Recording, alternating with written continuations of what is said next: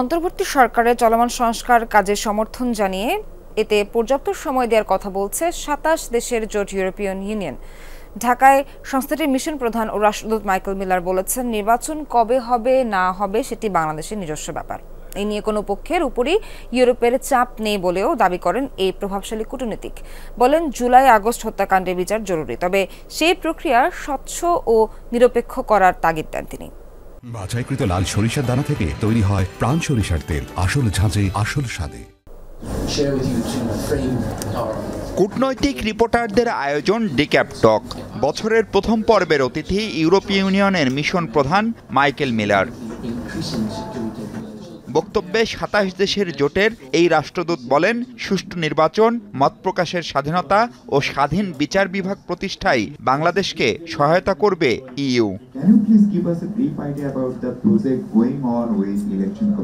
প্রশ্নোত্তরে আসে আগামী নির্বাচনের সময় ও সংস্কারের মাত্রা নিয়ে চলমান বিতর্ক ও ইউরোপীয় ইউনিয়নের অবস্থান প্রসঙ্গ।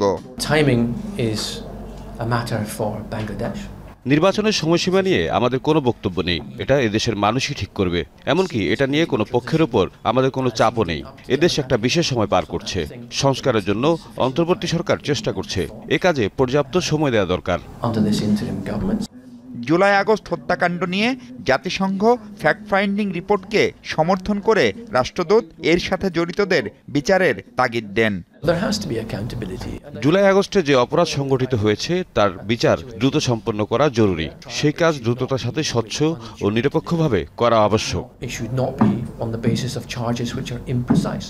কথা বলেন ইউরোপের বিভিন্ন দেশে পাচার হওয়া শত শত কোটি টাকা ফেরত আনা প্রসঙ্গেও। বাংলাদেশ সরকার এসব অর্থ ফেরত চাইলে তথ্য প্রমাণ সহ ওইসব দেশের সাথে যোগাযোগ করতে হবে। এই প্রক্রিয়ায় ৩-৪ বছর পর্যন্ত সময় লাগতে পারে। রাখাইনে বহুল আলোচিত মানবিক করিডোর বিতর্কে সুস্পষ্ট কোনো অবস্থান জানান দেননি পেশাদার এই কূটনীতিক। প্রশ্নের জবাবে জামায়াতের আগ্রহে দলটির নেতাদের ব্রাসেলস সফরের আমন্ত্রণ জানানো হয়েছিল বলেও জানান তিনি। অন্য কোনো দল চাইলেও তেমন ব্যবস্থা করার কথা বলেন Michael Miller. Jamaat visited Brussels indeed.